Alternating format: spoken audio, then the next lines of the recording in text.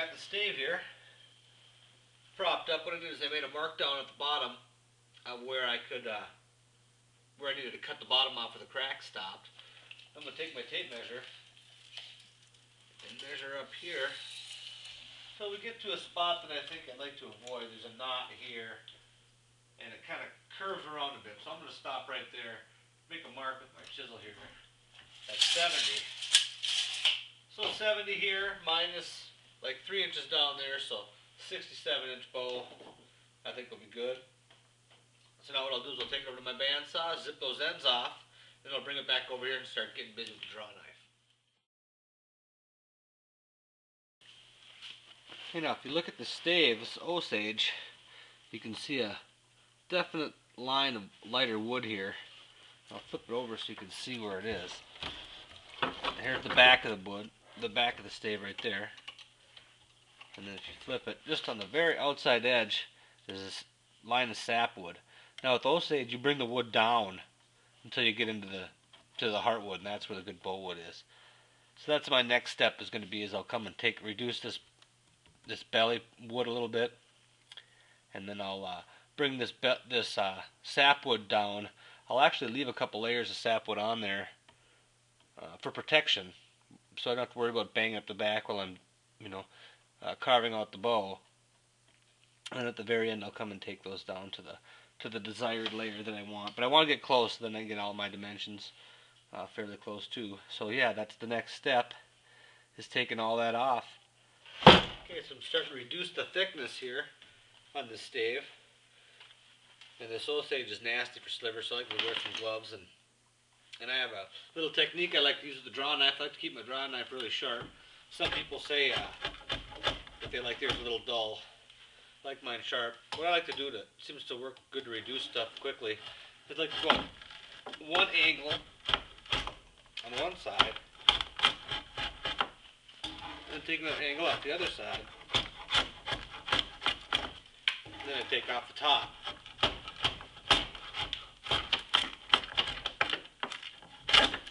And half the time, at this stage of the game, you're just using your draw knife as a pry bar.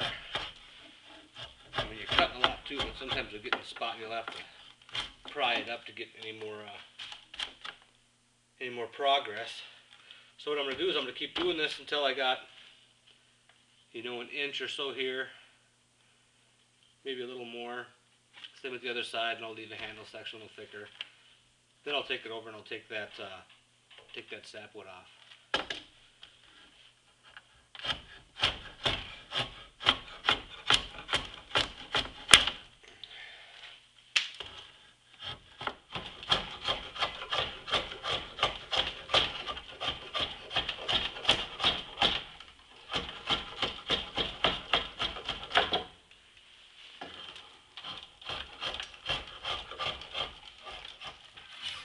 I decided to try another method of reducing the stave on this end, because that draw knifing, this Osage is crazy tough.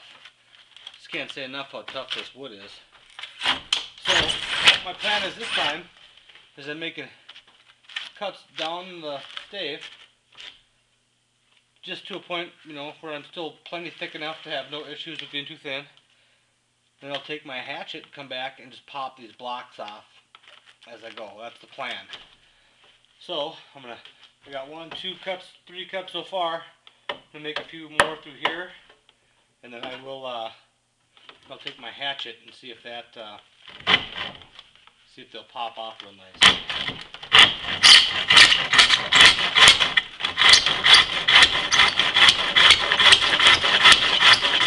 Okay, so got all the cuts made. Let's see if we can pop some of these pieces off. I'm just going to take this sheetrock hammer that I got again, stick it right in the end, and I got lines cut, and if you can see them, I got one here, one here, one here, about every 4 inches. Figured that's plenty to, or small enough to pop off. So let's see what happens here.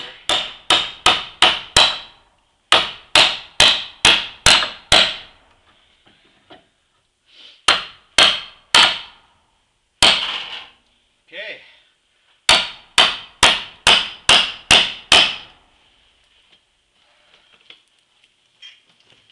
See if it's all working out good here before I get too crazy.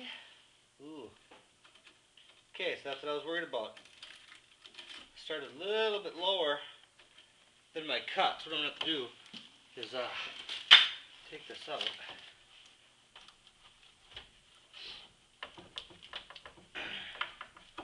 And finish this last cut up to cut it through so this doesn't pop. Try to pop off more wood than I wanted.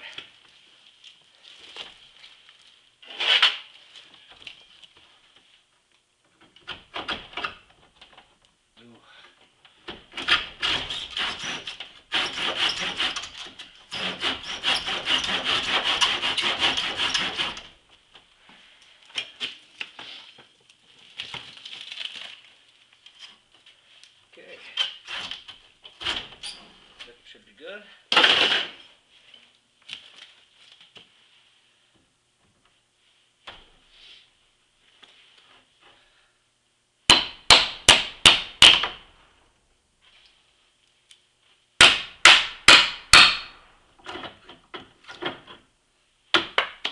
Yeah, I think that's way better than draw knifing it down this whole way. Let's see if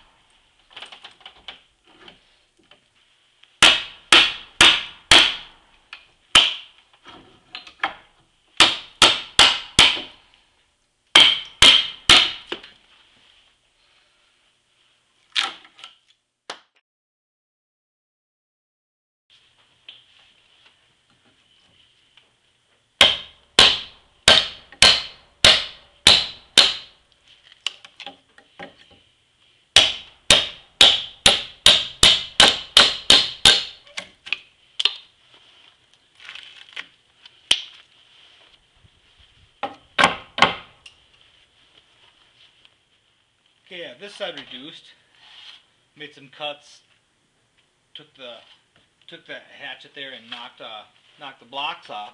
So now what I'm gonna do here is do this to the same side. Here's my center mark for the bow, and this is what I left for my handle area. I'm not sure which is up or down yet, so I got plenty of room in there. And then this is just a line, roughly showing how much I want to cut into the board, just for guidelines, because I don't want to cut too deep. Because I'm not sure how far the bug damage is on this side. I don't think it goes past the sapwood, but I don't know until I get in there. So I'm leaving myself a lot of extra room. What I found after making a lot of bows is you're better just to sneak up on it, leave yourself a lot more wood than you're going to need, and you won't run into trouble. I've tried going fast before and end up removing too much wood and ruin staves, and that's no good either. So I'll make these cuts and knock the wood off of here, and then I'll turn it over, and then I'll take that sapwood off.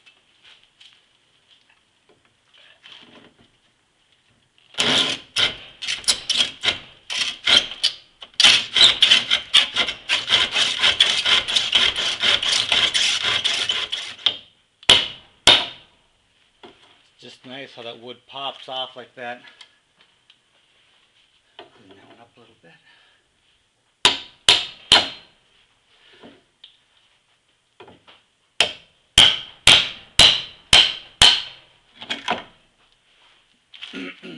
Now I'll go from the other side and knock these two off, and then I'll flip it over.